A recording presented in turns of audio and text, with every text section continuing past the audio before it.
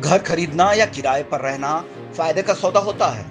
Home loan की EMI अक्सर किराए से ज्यादा होती है, लेकिन वो आपकी संपत्ति भी तो दिलाती है। किराया सस्ता लग सकता है, लेकिन लॉन्ग टर्म में कुछ भी अपना नहीं होता। घर खरीदने पर रियल एस्टेट की कीमतें बढ़ने से वेल्थ क्रिएशन भी हो सकता है। किराए पर आप सिर्फ खर्च करते हैं, एसेट नहीं बनाते हैं। घर खरीदते वक्त आपको 20 से 25% डाउन पेमेंट करना पड़ता है। बड़ा अमाउंट एक साथ देना आपके लिए मुश्किल हो सकता है। किराए पर रहने के लिए सिर्फ डिपॉजिट और एग्रीमेंट की जरूरत होती है।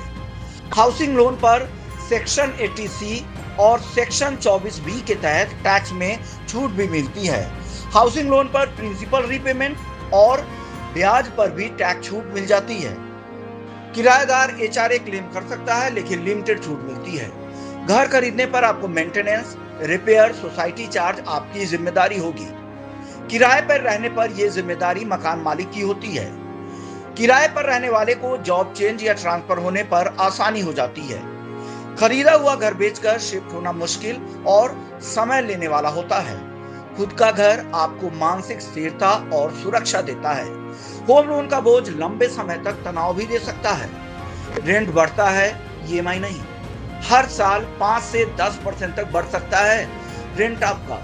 होम लोन की ईएमआई फिक्स रहती है। अगर बढ़ोतरी भी होती है तो उस हिसाब से नहीं होती जितनी बढ़ोतरी आपको रेंट में हो सकती है।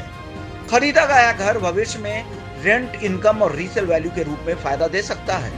किराए पर रहकर आप सिर्फ खर्च करते हैं, भविष्य का कोई भी रिटर्न नहीं मिलता। होम लोन का ब्याज, मेंटेनेंस और टैक्स और अन्य खर्च जोड़कर आपको कैलकुलेशन देखना चाहिए।